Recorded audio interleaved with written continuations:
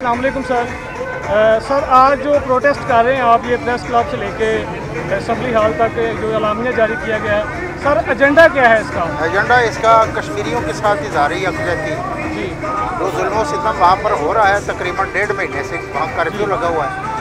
भूख से प्यास से कश्मीरी मुसलमान मर रहे हैं। जो इस वक्त पाकिस्तान गवर्नमेंट को ऐलान करना चाहिए जहाद का और फ़ौरन एक्शन लेना चाहिए इंडिया के ख़िलाफ़, वो गवर्नमेंट ऑफ पाकिस्तान नहीं ले रही। हमारा मकसद जी सर, तो गवर्नमेंट ऑफ पाकिस्तान की तरफ से भी हर जो है वीकली एक रैली का जो इनकार किया जाता है, तो उससे उन्होंने क्या हासिल कर लिया है कि अब पाकिस्तान सुन्नी तहरीक जो है वो भी मैदान अमल में आई है।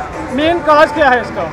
अभी तो फिलहाल चूँकि रैली के ज़रिए से हमने अपनी ताकत शो करनी है अफराधी क़ुव्वत, लेकिन पाकिस्तान सुन्नी तहरीक के जो सरबराह हैं, सरबराह पाकिस्तान सुन्नी तहरीक सरवत इजाज़ कादरी साहब, उन्होंने ऐलान किया है कि जब जहाद का ऐलान होता है और जंग इंडिया और पाकिस्तान की शुरू होती है, तो पाकिस्तान सुन्नी तहरीक के तकरीबन 1 लाख के करीब कारकुन हैं जो पाक आर्मी के हवाले करेंगे और कश्मीर के साथ पाकिस्तान और इंडिया का जो जहाद जंग होगी, उस जंग में पाक आर्मी के साथ पाकिस्तान सुन्नी तहरीक के कारकुनान 1 लाख या उससे ज़्यादा की तादाद में शामिल है। सर ये मामला तो प्रोटेस्ट का है, सियासी तौर पर कौन से इकदाम कर रही है सुन्नी तहरीक जोनल सतह पर, लाहौर की सतह पर?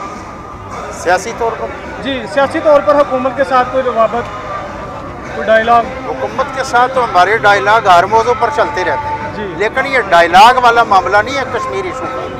दीगर मामलात पर हमारे डायलाग चलते रहते हैं, मुज़ाकरात गवर्नमेंट के साथ होते रहते हैं।